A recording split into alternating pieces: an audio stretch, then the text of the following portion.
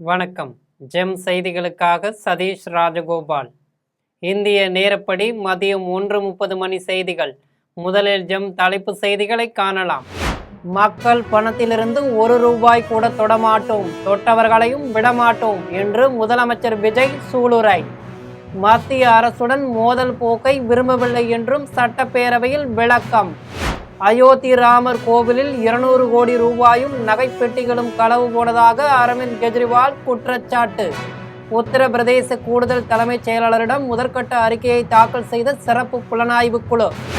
தமிழ்நாட்டில் ஆசிரியர் தேர்வு முறைகேடு தொடர்பாக அமலாக்க இயக்க அதிகாரிகள் சோதனை. சென்னை, திருச்சி, மதுரை, கோவை உள்ளிட்ட நகரங்களில் 18 இடங்களில் ஒரே நேரத்தில் ஆய்வு. மது கொள்முதலில் கட்சி நிதி பற்றி பேசியதும் பேரவையை விட்டு வெளியேறிய எதிர்க்கட்சி தலைவர் உதயநிதி. திருடனுக்கு தேள் கொட்டியதைப் போல உள்ளதாக அமைச்சர் நிர்மல்குமார் கருத்து.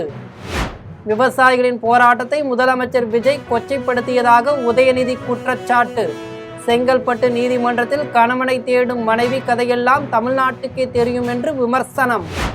ஐரோப்பாவிலும் மத்திய கிழக்கு நாடுகளிலும் ரத்தம் சிந்துவதற்கு அமெரிக்காவை முதன்மை காரணம். வடகொரியாவில் தொழிலாளர் கட்சி கூட்டத்தில் அதிபர் கிம் ஜோங் உன் குற்றச்சாட்டு. இனி விரிவான செய்திகளை காணலாம்.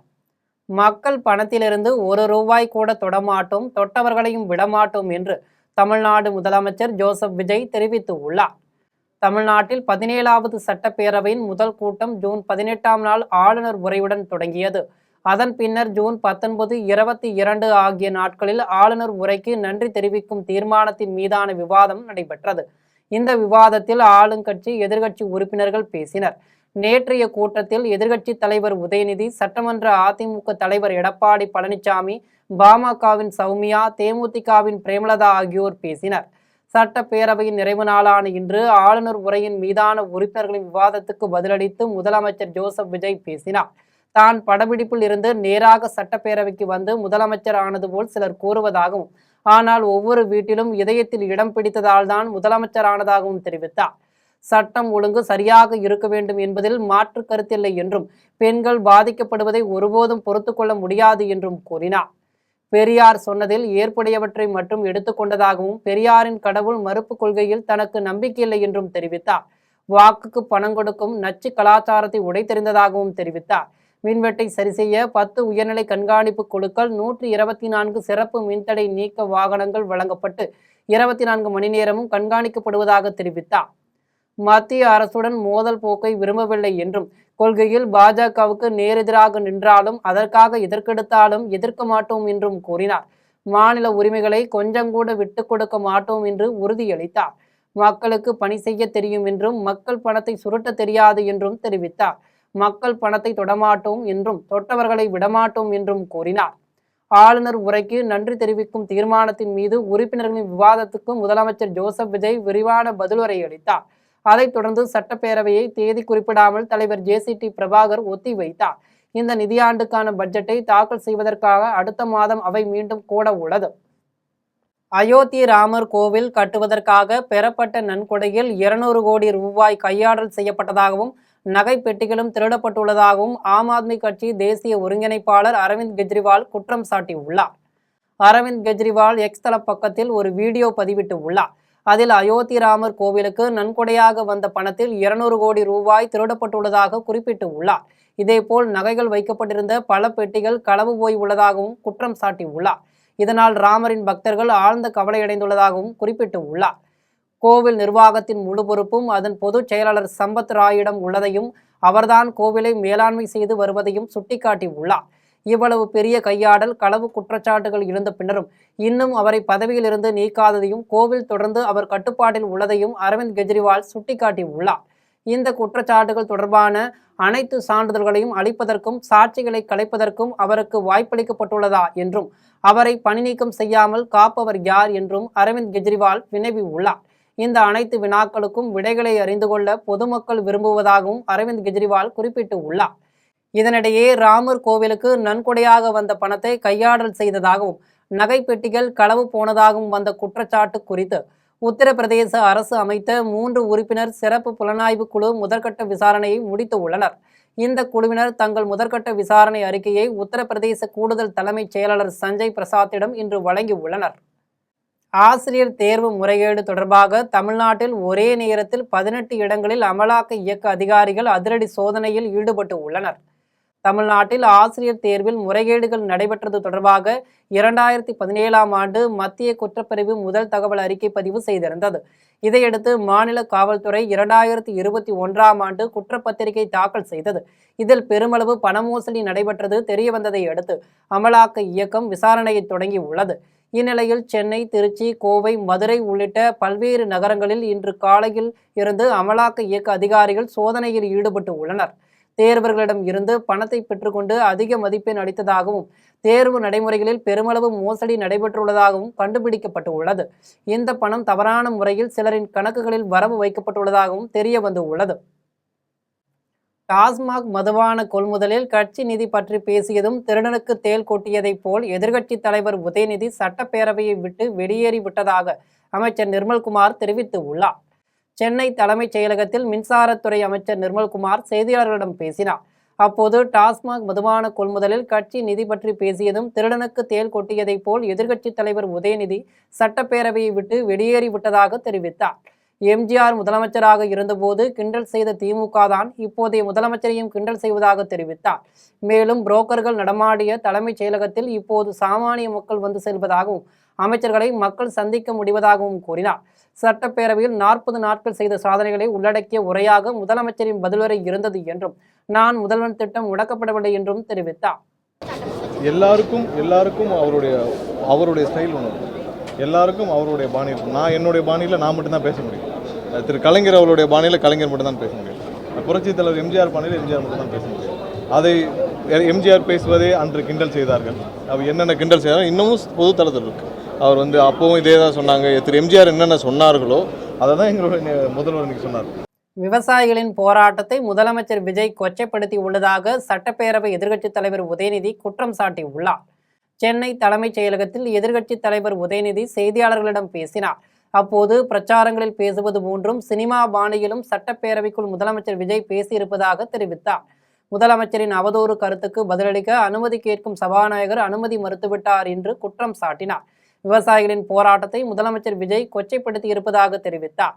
தாவேக்கு ஆட்சியில் சட்ட ஒழுங்கு முற்றிலும் சீர்குலைந்துள்ள நிலையில் அது குறித்து முதலமைச்சர் தெளிவாக பதிலளிக்கவில்லை என்றும் ஆளுங்கட்சியினர் தான் பெரும்பாலான குற்றச்சம்பவங்களில் ஈடுபட்டு வருவதாகவும் கூறினார்.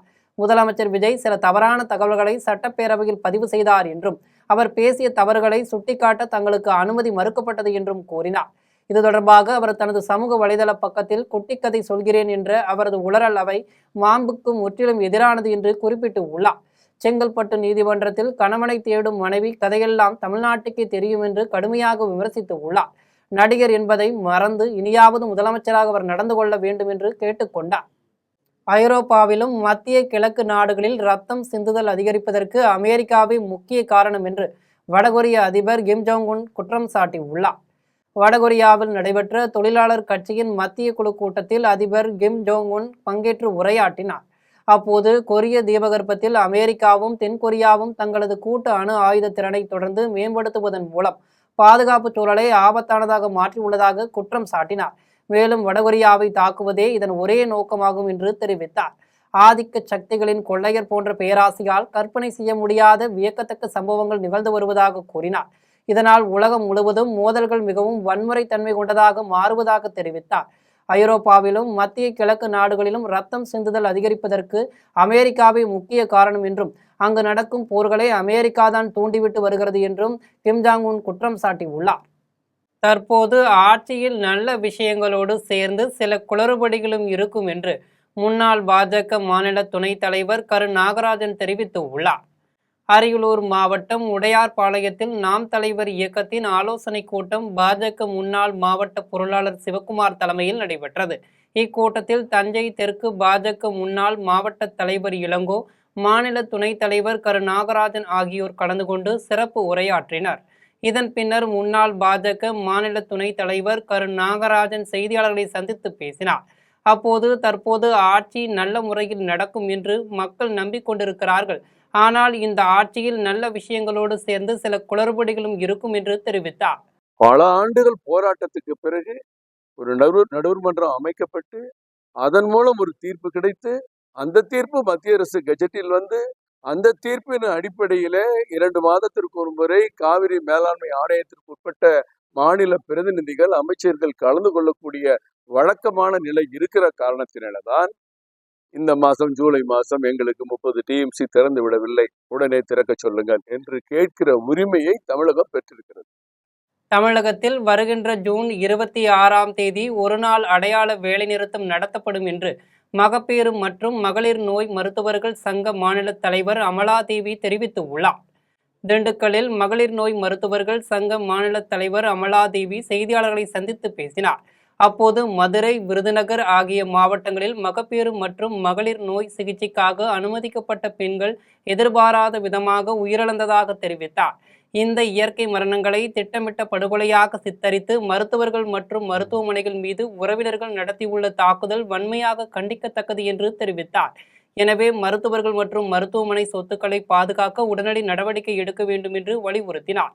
மேலும் இந்த தாக்குதல் சம்பவங்களை கண்டித்து ஜூன் 26ஆம் தேதி காலை 6 மணி முதல் மாலை 6 மணி வரை ஒருநாள் அடையாள வேலைநிறுத்தம் நடத்தப்படும் என்று தெரிவித்தார்.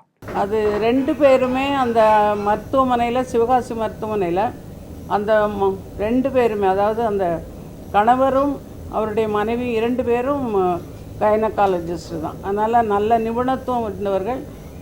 ஒரு மாதத்துக்கு கிட்டத்தட்ட 30-40 டெலிவரி அந்த மருத்துவமனையிலே நடைபெறுவதாக சொல்கிறார்கள். தூத்துக்குடி தாவேக்கு சார்பில் முதலமைச்சர் விஜய் பிறந்தநாளை முன்னிட்டு 600க்கும் மேற்பட்டோருக்கு நலத்திட்ட உதவிகள் வழங்கப்பட்டன. தூத்துக்குடியில் தாவேக்கு 39வது வார்டு வடகிழக்கு பகுதி செயலாளர் மீனாட்சி சுந்தரம் தலைமையில் முதலமைச்சர் விஜய் பிறந்தநாள் விழா நடைபெற்றது.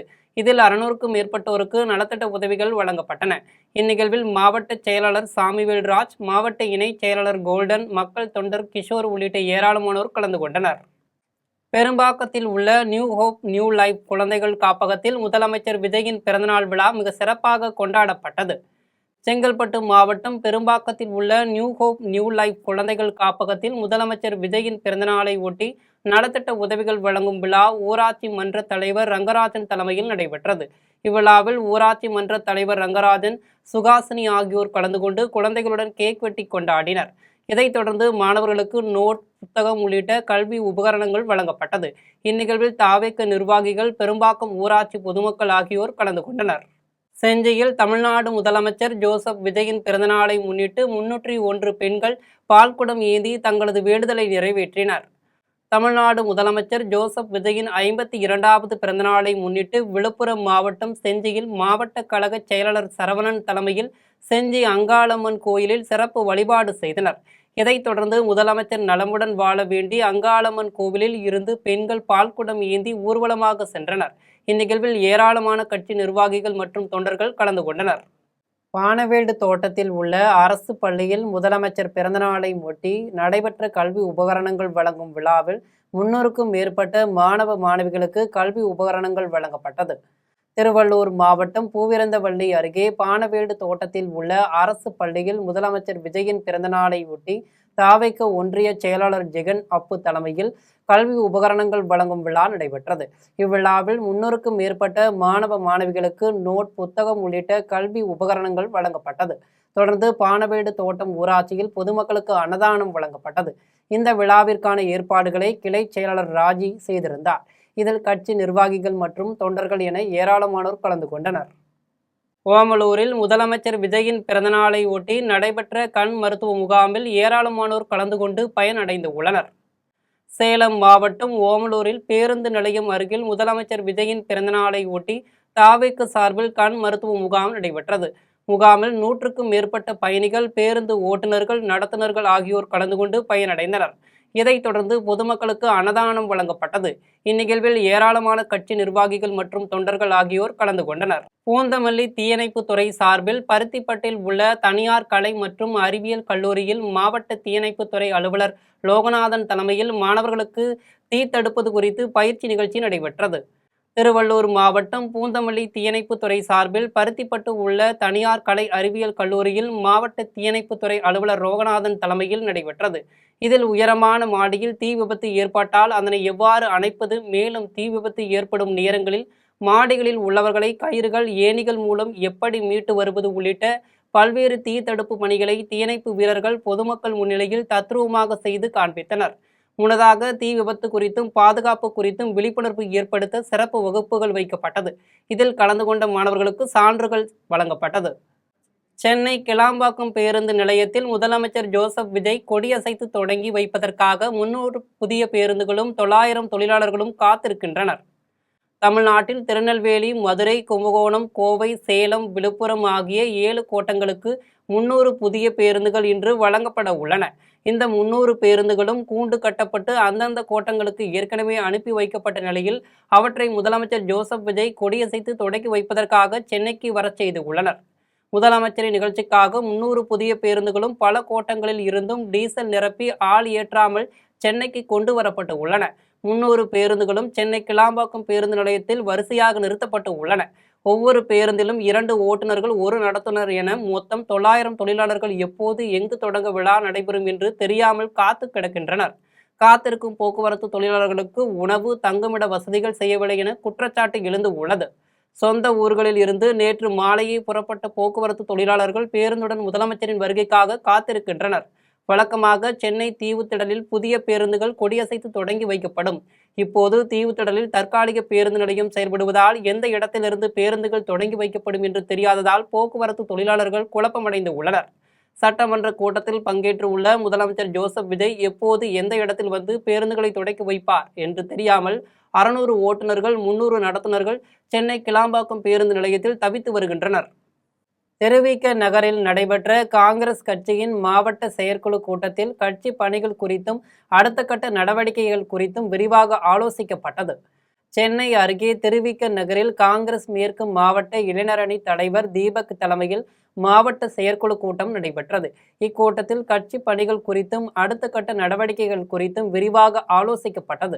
இதில் தேசிய செயலாளர் விந்தியா, மேற்கு மாவட்ட பொறுப்பாளர் சிம்ரன், தகவல் தொழில்நுட்ப பிரிவு மாநில பொதுச் செயலாளர் லோகேஷ், மாநில பொதுச் செயலாளர் சரண்யா, மாநில செயலாளர் அஸ்வின், பெரம்பூர் தொகுதி தலைவர் சந்தோஷ் உள்ளிட்ட நிர்வாகிகள் கலந்து கொண்டனர். மயிலாடுதுறை மாவட்ட ஆட்சியர் அலுவலகத்தில் நடைபெற்ற மக்கள் குறைதீர்க்கும் கூட்டத்தில் சீமை கருவேல மரங்களை அகற்றக் கோரி மதிமுக மாவட்ட செயலாளர் கொளஞ்சி மாவட்ட ஆட்சியரிடம் மனு அளித்து நடவடிக்கை எடுக்க வலியுறுத்தியுள்ளார். மயிலாடுதுறை மாவட்ட ஆட்சியர் அலுவலகத்தில் பொதுமக்கள் குறைதீர்க்கும் கூட்டம் நடைபெற்றது. இக்கூட்டத்தில் மறுமலர்ச்சி திராவிட முன்னேற்ற கழகத்தின் மயிலாடுதுறை மாவட்ட செயலாளர் கொளஞ்சி மாவட்ட ஆட்சியரிடம் கோரிக்கை மனு ஒன்றை அளித்தார். அதில் சீமை கருவேல மரங்கள் மிக நீண்ட ஆழமான வேர்களை கொண்டுள்ளதால் அவை நிலத்தடி நீரை பெருமளவில் உறிஞ்சி நீர்நிலைகளை வறட்சிக்கு உள்ளாக்குவதாக தெரிவித்து உள்ளார். இதனால் மண்ணின் வளம் பாதிக்கப்பட்டு விவசாய நிலங்கள் படிப்படியாக பயன்பாடற்று போகும் அபாயம் ஏற்பட்டுள்ளது என்றும் மனுவில் குறிப்பிட்டு உள்ளார். நீதிமன்ற உத்தரவின்படி மயிலாடுதுறை மாவட்டத்தில் உள்ள அனைத்து கிராமப்புறங்களிலும் பரவி கிடக்கும் சீமை கருவேல மரங்களை உடனடியாக அகற்ற மாவட்ட நிர்வாகம் போர்க்கால அடிப்படையில் நடவடிக்கை எடுக்க வேண்டும் என அந்த மனுவில் வலியுறுத்தி உள்ளார். மிகப்பெரிய ஆபத்து, விவசாய பெருமளுக்கு மிகப்பெரிய ஆபத்து, இன்னல்கள் ஏற்படுகிறது. அதை ஒவ்வொரு ஊராட்சியை சென்றடைந்து ஒவ்வொரு ஊராட்சியிலும் தன்னார்வலோ இல்லை அரசுக்கு சம்பந்தப்பட்டவர்களோ அவங்க ஒருங்கிணைந்து அதை வெட்ட வேண்டும். அதனால மிகப்பெரிய ஒரு பாதிப்பு ஏற்படுது. அதை வெட்டுறதுக்கான பொருள் செலவு இது எப்படி செய்யணும் அப்படிங்கிற மாதிரிலாம் எங்களுடைய தலைவர் ஒரு உயர்நீதிமன்றத்தினுடைய வழிகாட்டு முறையில் சொல்லியிருக்காங்க. திண்டுக்கல் மாவட்ட ஆட்சியர் அலுவலகத்தில் மக்களை தேடி மருத்துவ திட்ட பெண் ஊழியர்கள் சம்பள ஊதிய உயர்வு உள்பட பல்வேறு கோரிக்கைகளை வலியுறுத்தி ஆட்சியரிடம் கோரிக்கை மனு அளித்து உள்ளனர். திண்டுக்கல் மாவட்ட ஆட்சியர் அலுவலகத்தில் மக்களை தேடி மருத்துவம் திட்டத்தில் பணிபுரியும் 30க்கும் மேற்பட்ட பெண் ஊழியர்கள் திரண்டு வந்து மாவட்ட ஆட்சியரிடம் கோரிக்கை மனு அளித்தனர். இந்த மனுவில் தாங்கள் வீடுகளுக்கே நேரடியாக சென்று இரத்த அழுத்தம் மற்றும் சர்க்கரை பரிசோதனை செய்து மருத்துவ பெட்டகங்களை வழங்கி வருவதாக தெரிவித்தனர். ஆனால் மாத ஊதியமாக வெறும் 5500 ரூபாய் மட்டுமே வழங்கப்பட்டு வருகிறது. மேலும் தினமும் 2 மணி நேர பணி என்று கூறி தற்போது HSCN அனைத்து பணிகளிலும் ஈடுபடுத்தி 8 மணி நேரத்திற்கு மேலாக வேலை வாங்குவதாக குற்றம் சாட்டி உள்ளனர்.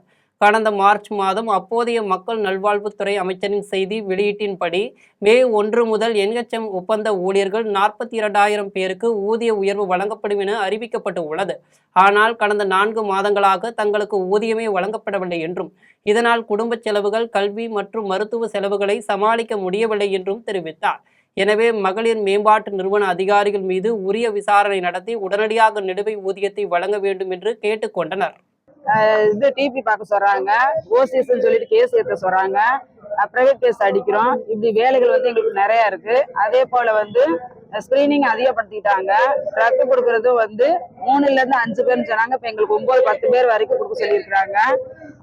கோவில்பட்டி அருகே சாலை ஓர ஆக்கிரமிப்புகளை அகற்ற வலியுறுத்தி இந்திய கம்யூனிஸ்ட் கட்சியினர் ஆர்ப்பாட்டத்தில் ஈடுபட்டு உள்ளனர். தூத்துக்குடி மாவட்டம் கோவில்பட்டி மற்றும் அதனை சுற்றியுள்ள பகுதிகளில் உள்ள சாலையில் ஆக்கிரமிப்புகளால் விபத்துகள் அதிக அளவில் ஏற்படுகிறது.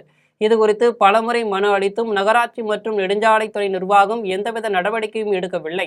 இதனை கண்டித்து கோவில்பட்டி பயணியர் விடுதி அருகில் இந்திய கம்யூனிஸ்ட் கட்சியின் நகர செயலாளர் செந்தில் ஆறுமுகம் தலைமையில் கண்டன ஆர்ப்பாட்டம் நடைபெற்றது.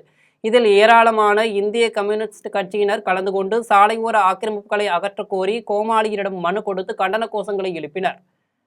விழுப்புரத்தில் 8 ஆண்டுகளாக ஒரு பெண்ணை காதலித்துவிட்டு வேறொரு பெண்ணை திருமணம் செய்ய முயன்ற காதலன் மீது நடவடிக்கை எடுக்க கோரி பாதிக்கப்பட்ட பெண் மற்றும் அவரது குடும்பத்தினர் சாலை மறியலில் ஈடுபட்டு உள்ளனர். விழுப்புரம் மாவட்டம் GRP தெருவைச் சேர்ந்த செல்லதுரை லீலா தம்பதியினரின் மகள் கோடீஸ்வரியும் அதே பகுதியைச் சேர்ந்த புருஷோத்தமன் என்ற இளைஞரும் கடந்த 8 ஆண்டுகளாக காதலித்து வந்து உள்ளனர். இந்நிலையில் கடந்த ஆண்டு அக்டோபர் மாதம் கோடீஸ்வரி உடன் பேசுவதை நிறுத்தி கொண்ட புருஷோத்தமனுக்கு அவரது பெற்றோர் வேறொரு பெண்ணுடன் நிச்சயதார்த்தம் செய்து உள்ளார். இதுகுறித்து கோடீஸ்வரி அனைத்து மகளிர் காவல் நிலையத்தில் அளித்த புகாரின் அடிப்படையில் நீதிமன்றத்தில் வழக்கு நடைபெற்று வருகிறது. இந்த வழக்கு விசாரணைக்காக கோடீஸ்வரி நீதிமன்றம் சென்றிருந்த போது நீதிமன்ற வளாகத்திற்குள்ளேயே காதலன் புருஷோத்தமன், அவரின் தந்தை VG சேட்டு, வழக்கறிஞர் நவீன்குமார் ஆகியோர் கோடீஸ்வரியை தாக்கி உள்ளனர். இதனால் காயமடைந்த கோடீஸ்வரி விழுப்புரம் அரசு மருத்துவமனையில் சிகிச்சைக்காக அனுமதிக்கப்பட்டார். இதனை அறிந்த அவரது பெற்றோர் மற்றும் உறவினர்கள் பாதிக்கப்பட்ட பெண்ணுடன் அரசு மருத்துவமனை முன் சாலை மறியலில் ஈடுபட்டனர். உடனடியாக சம்பவ இடத்திற்கு வந்த காவல்துறையினர் மறியலில் ஈடுபட்டவர்களை அப்புறப்படுத்தினர். இதனால் அப்பகுதியில் பெரும் பரபரப்பு ஏற்பட்டு உள்ளது. திருவண்ணாமலை அருகே 2 அரசு பேருந்து நேருக்கு நேர் மோதிய விபத்தில் 27 பேர் படுகாயமடைந்து உள்ளனர். திருவண்ணாமலை மாவட்டம் கலசப்பாக்கத்தில் உள்ள செய்யாற்று பாலம் குறுகலாக இருப்பதால் அவ்வப்போது விபத்துகள் ஏற்படும் அபாயம் உள்ளது. இந்நிலையில் திருவண்ணாமலையிலிருந்து வேலூரை நோக்கி சென்ற அரசு பேருந்தும் போரூரில் இருந்து திருவண்ணாமலை நோக்கி வந்த அரசு பேருந்தும் பாலத்தின் அருகில் நேருக்கு நேர் மோதிக்கொண்டதில் 2 பேருந்துகளிலும் பயணம் செய்து 27 பேர் பலத்த காயமடைந்தனர். தகவல் அறிந்து வந்த கலசப்பாக்கம் காவல்துறையினர் காயமடைந்தவர்களை மீட்டு திருவண்ணாமலை அரசு மருத்துவமனைக்கு அனுப்பி வைத்தனர். இந்த விபத்து குறித்து கலசப்பாக்கம் காவல்துறையினர் தொடர்ந்து விசாரணை மேற்கொண்டு வருகின்றனர். இதையடுத்து திருவண்ணாமலை மாவட்ட ஆட்சியர் உடனடியாக திருவண்ணாமலை அரசு மருத்துவக் கல்லூரி மருத்துவமனைக்கு நேரில் சென்று காயமடைந்தவர்களிடம் ஆறுதல் கூறினார். கோவில்பட்டி அருகே கட்டுப்பாட்டை இழந்த கார் அருகில் இருந்த சாலை ஓர ஓடைக்குள் கவிழ்ந்து விபத்துக்குள்ளான சம்பவம் அப்பகுதியில் பெரும் பரபரப்பை ஏற்படுத்தியுள்ளது. தூத்துக்குடி மாவட்டம் கோவில்பட்டி பசுவந்தனை சாலையைச் சேர்ந்த மகாராஜன் புது கிராமத்தைச் சேர்ந்த ஒரு நண்பரை அழைத்து தனது காரில் மதுரைக்கு டைல்ஸ் வாங்குவதற்காக சென்று உள்ளார்.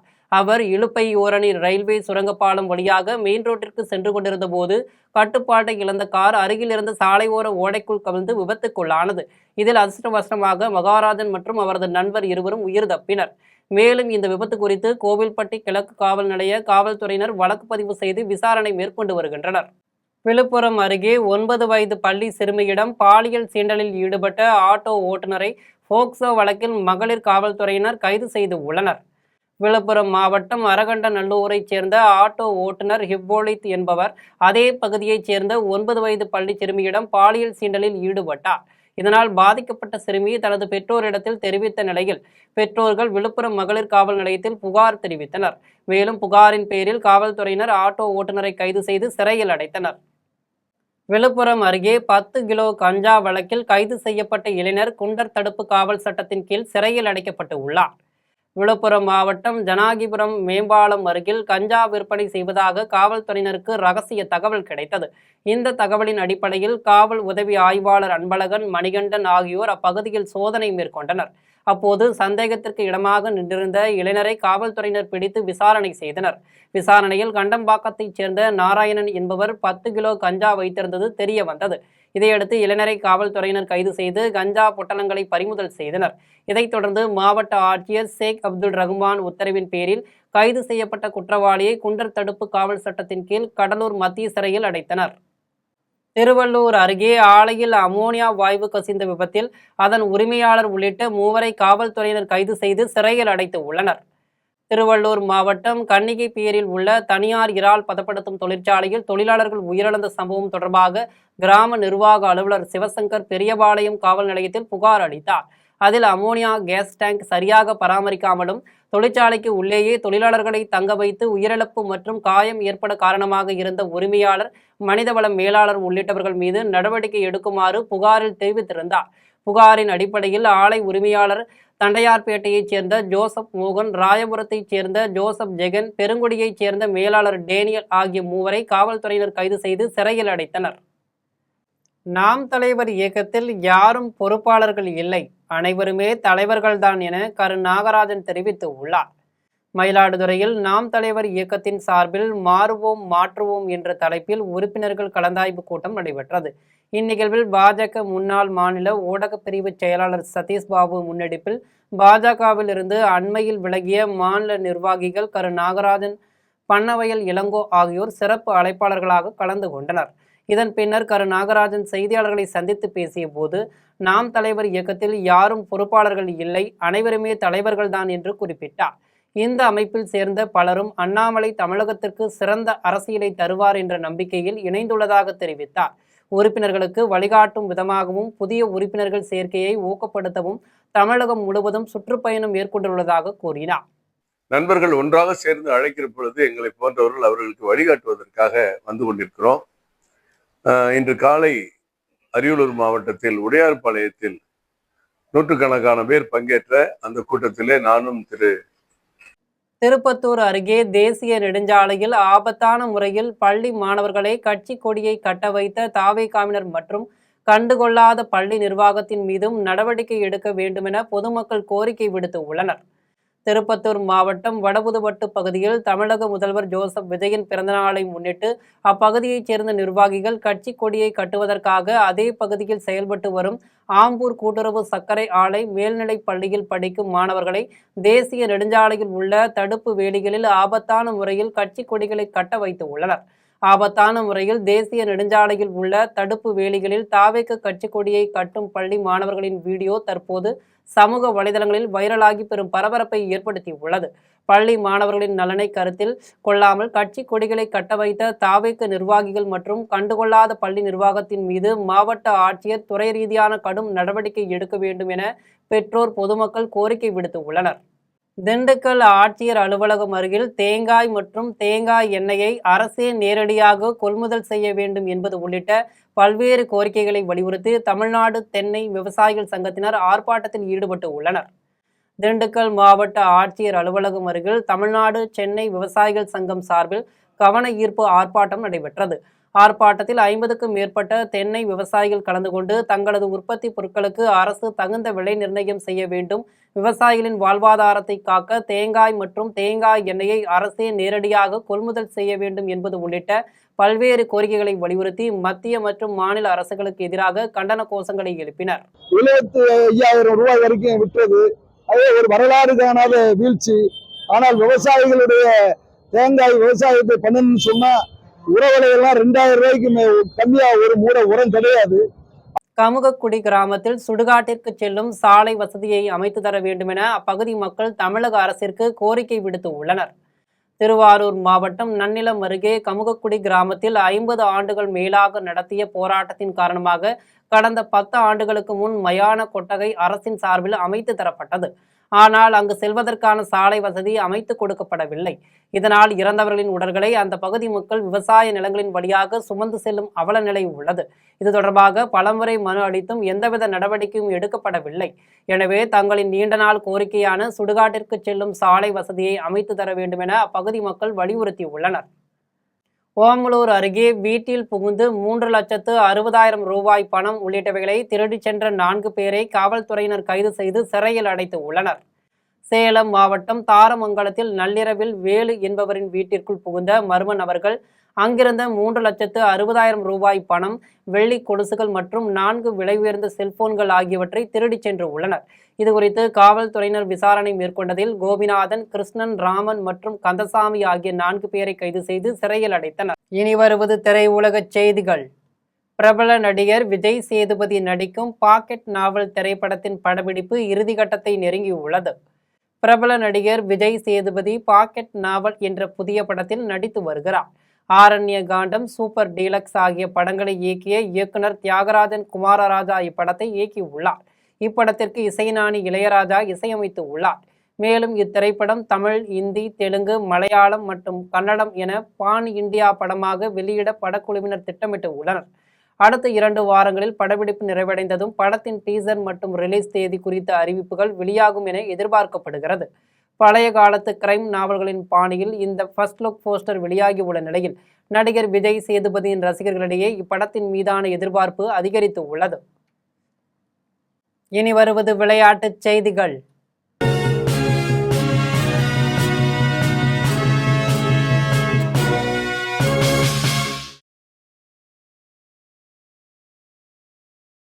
உலக கால்பந்து தொடரின் ஐ பிரிவுக்கான போட்டியில் ஈராக் அணியை வீழ்த்தி பிரான்ஸ் அணி வெற்றி பெற்று உள்ளது. அமெரிக்காவில் உள்ள பிலடெல்பியா மைதானத்தில் 23வது உலக கால்பந்து தொடரின் ஐ பிரிவுக்கான போட்டி நடைபெற்றது. இந்த போட்டியில் பிரான்ஸ் மற்றும் ஈராக் அணிகள் மோதின. இதில் பிரான்ஸ் அணி 3-0 என்ற கோல் கணக்கில் ஈராக் அணியை வீழ்த்தி வெற்றி பெற்றது. இதன் மூலம் பிரான்ஸ் அணி புள்ளிகள் பட்டியலில் முதலிடத்தில் உள்ளது. இனி வருவது தங்கம், வெள்ளி மற்றும் பங்குச்சந்தை விலை நிலவரம்.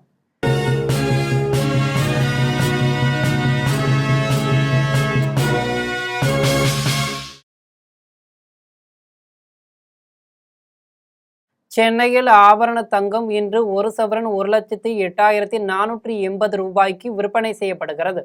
சென்னையில் இன்று ஆபரண தங்கத்தின் விலை கிராமுக்கு 40 ரூபாய் குறைந்து 13,560 ரூபாய்க்கு விற்பனை செய்யப்படுகிறது.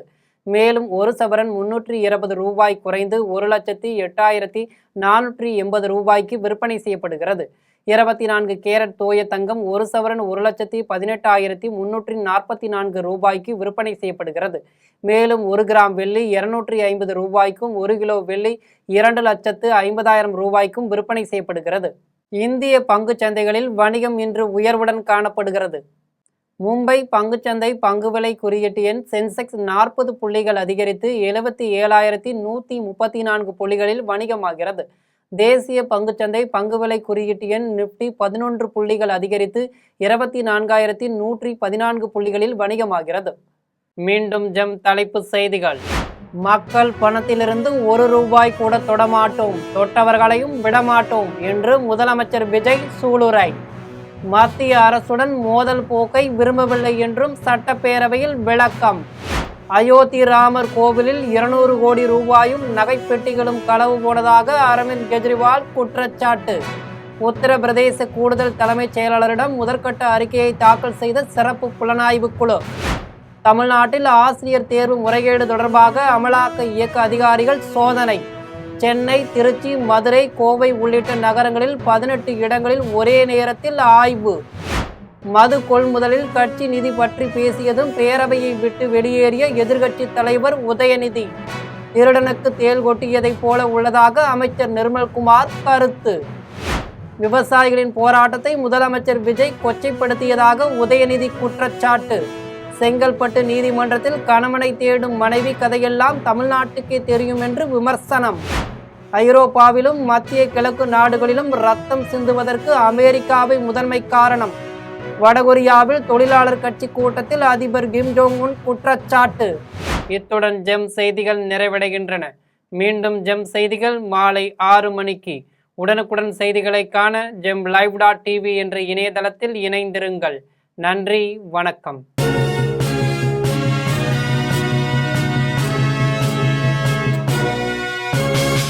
உடனுக்குடன் அப்டேட் தெரிந்து கொள்ள ஜெம் டிவி தமிழ் ஆப்பை இன்ஸ்டால் செய்யவும்.